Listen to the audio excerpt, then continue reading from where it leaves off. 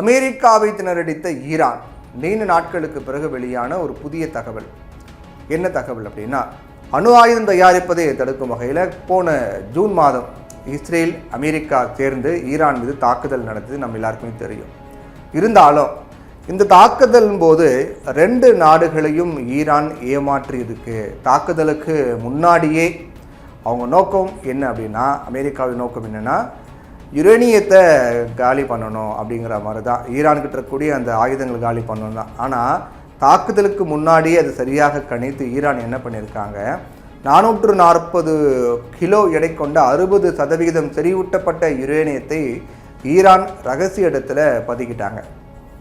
இதை அதிகாரிகள்லாம் உறுதி பண்ண நிலையில் இஸ்ரேல் அமெரிக்காவுக்கு ஒரு பெரிய சிக்கலுங்கிறது இப்போ ஏற்பட்டிருக்கு.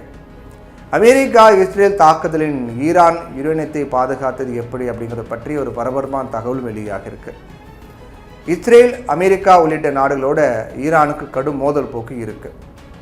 குறிப்பாக காசா மீதான இஸ்ரேலுடைய போர் நடவடிக்கையை ஈரான் கண்டித்தது. அது மட்டும் இல்லாமல் இஸ்ரேல் மீது ஏவுகணை தாக்குதலை ஈரான் நடத்தியது. இது போன ஜூன் மாதம் போராக மாறியது. இந்த போர் மொத்தம் ஒரு 12 நாட்கள் வரைக்கும் நடந்தது.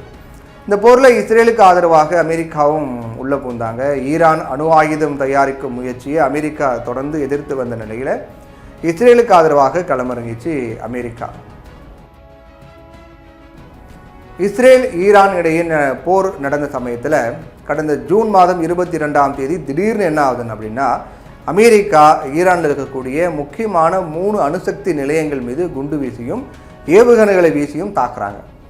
ஈரானில் இருக்கக்கூடிய போர்டோ, நடான்ஸ், இஸ்பஹான் உள்ளிட்ட அணுசக்தி நிலையங்களை குறிவைத்து அமெரிக்கா அட்டாக் பண்ணுறாங்க. 3 அணுசக்தி நிலையங்கள் தான் ஈரான் தனது அணு ஆயுதம் தயாரிப்புக்கான யுரேனியத்தை செறிவூட்டி வந்த நிலையில் அதை குறிவைத்து அமெரிக்கா தாக்குறாங்க. அப்போ அவங்களுடைய கணக்கு என்ன, ஈரான்கிட்ட இருக்கக்கூடிய அந்த செறிவூட்டப்பட்ட யுரேனியம் எல்லாமே காலி ஆகிட்டு இருக்கோம் அப்படின்னு தான். இந்த தாக்குதலில் ஈரானுடைய அணுசக்தி நிலையங்கள் பலத்த சேதமடைஞ்சது உண்மைதான். இதை ஈரானும் உறுதி பண்ணாங்க. அதுக்கு பிறகு என்ன நடக்குதுன்னா, அமெரிக்காவுக்கு பதிலடி கொடுக்கும் வகையில் ஈரான் கத்தாரில் இருக்கக்கூடிய அமெரிக்காவுடைய விமானப்படை தளத்தின் மீது ஈரான் ஏவுகணை தாக்குதல் நடத்துகிறாங்க. இப்படி பதற்றம் அப்படிங்கிறது அதிகரித்த நிலையில் அமெரிக்கா பேச்சுவார்த்தை நடத்தி போரை முடிவு கொண்டு வந்தாங்க.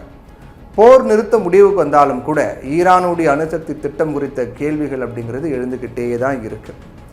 ஈரானில் இனிமேல் அணு ஆயுதம் செய்ய முடியுமா முடியாதா, அதுக்கேற்ற வகையில் செறிவூட்டப்பட்ட யுரேனியம் இருக்கிறதா இல்லையா, அணு ஆயுத திட்டத்துக்கான கட்டமைப்பை அமெரிக்கா முற்றிலும் நொறுக்கிருச்சா இல்லையா, இல்லைனா ஈரானுடைய அணுசக்தி நிலையங்களில் பெரிய பாதிப்பு ஏற்படலையா அப்படின்னு நிறைய கேள்விகள் அந்த சமயத்தில் எழுந்துச்சு.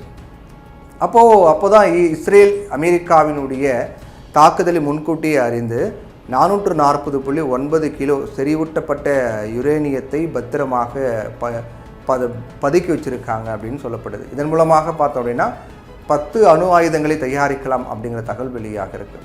இந்த 440.9 கிலோ யுரேனியம் பற்றி ஈரான் வெளிப்படையாக அறிவிக்கணும் அப்படின்னு ஐநாவுக்கான அணு ஆயுத கண்காணிப்பு அமைப்பு தெரிவிச்சிருக்காங்க.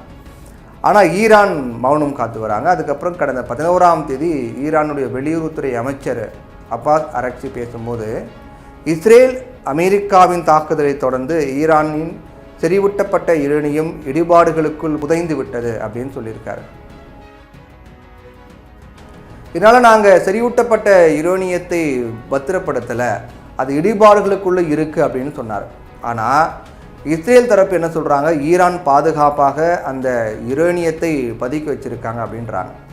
ஈரானுடைய கையில் 60% செறிவூட்டப்பட்ட 440.9 கிலோ எடை கொண்ட யுரேனியம் இருப்பதை இஸ்ரேல் உளவுத்துறையான மொசாட் உறுதி பண்ணியிருக்காங்க. அது மட்டும் இல்லாமல் ஈரான் யுரேனியத்தை பதுக்கி வைத்துள்ள இடத்தையும் அறிந்து வைத்து உள்ளதாக மொசாட் தெரிவிச்சிருக்காங்க. ஈரான் திரும்பவும் அந்த யுரேனியத்தை பயன்படுத்த நினைச்சாங்க அப்படின்னா இஸ்ரேல் உடனடியாக தலையீடு செய்யும் அப்படின்னு தெரிவிக்கப்பட்டிருக்கு. இதை மொசாத் அமைப்பு உறுதி பண்ணியிருக்காங்க அப்படின்னு செய்திகள்லாம் அங்கே வெளியாகிருக்கு. இப்போ இது தொடர்பான நடவடிக்கையிலும் ஈரான் ஈடுபடலை அப்படிங்கிறதையும் இஸ்ரேல் உறுதி பண்ணியிருக்கிறதாகவும், இஸ்ரேலுடைய இராணுவ சார்பில் இஸ்ரேல் அமெரிக்கா தாக்குதலுக்கு பிறகுதான் ஈரான் தனது யுரேனியம் சார்ந்த நடவடிக்கையை எதுவுமே தொடங்கலை அப்படின்னும் சொல்கிறாங்க. திரும்பவும் யுரேனியம் செறிவூட்டல் உள்ளிட்ட தாக்குதலுக்குள்ளான அணுசக்தி நிலையங்களை புதுப்பிக்க ஈரானுக்கு குறைந்தபட்சம் 2 ஆண்டுகள் வரை ஆகலாம் அப்படின்னும் சொல்லப்படுது.